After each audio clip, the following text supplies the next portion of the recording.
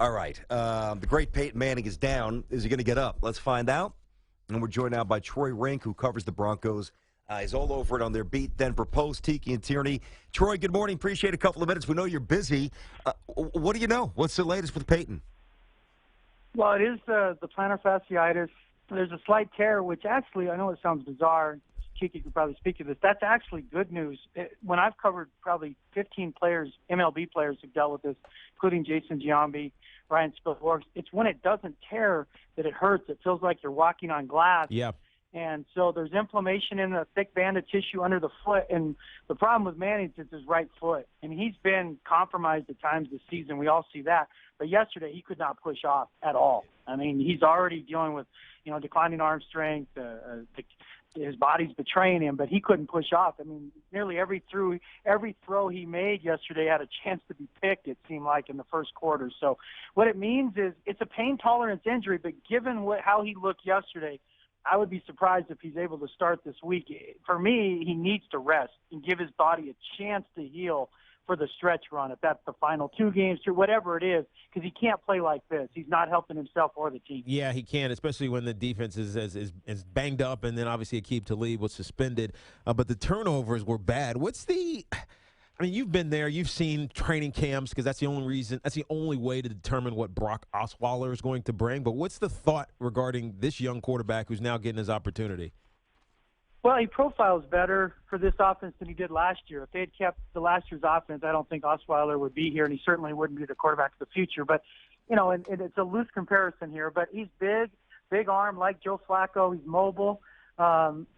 He's had issues with his footwork and getting rid of the ball on time, and the only way to see if he can improve that is in game reps. And yesterday he showed flashes.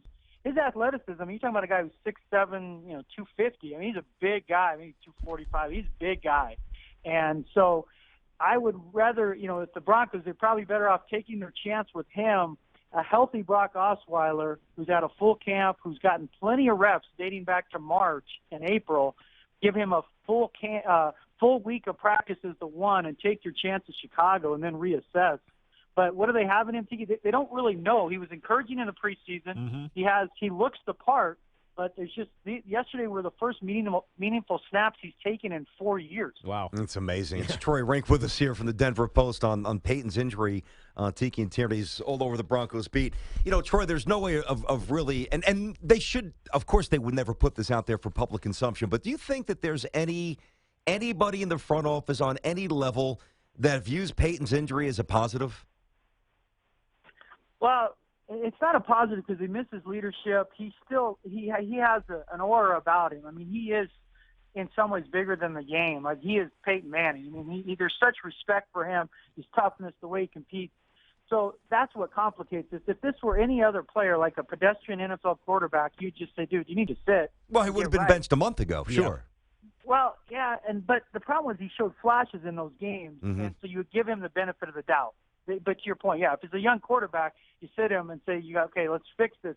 But now he's hurt, and this is different than is he ineffective? Yeah. He's hurt. They need to take the decision away from him and say, listen, Peyton, you need to rest. I'm sure, though, like every great athlete, there's that fear of, okay, I sit, I rest, and then Brock Osweiler plays great, and then they have this odd situation of what to do next. And that's every great athlete's fear. They never want to concede an inch. That's why they get to where they are. Especially if this in his case, he's got to sit to get healthy. Well, especially if this could be his last season, right? You don't want to end your season on a whimper in your career, basically. His body's betraying him. He's aging in dog years, and there's no way for him to sit here now and go, well, I've got another season next year, even though he's under contract. This obviously appears to be his last season, given the way his body's responding. So it's a weird balance they're going to have to strike. In an ideal world, they get through a few games without him, and he comes back healthy for the stretch run. That would probably be the best-case scenario. But, yeah, they can't keep sending him out there like this. It's not fair to him, and it's not fair to the team. Troy, good stuff. Really appreciate you carving out a couple of minutes. Well done. Thank you.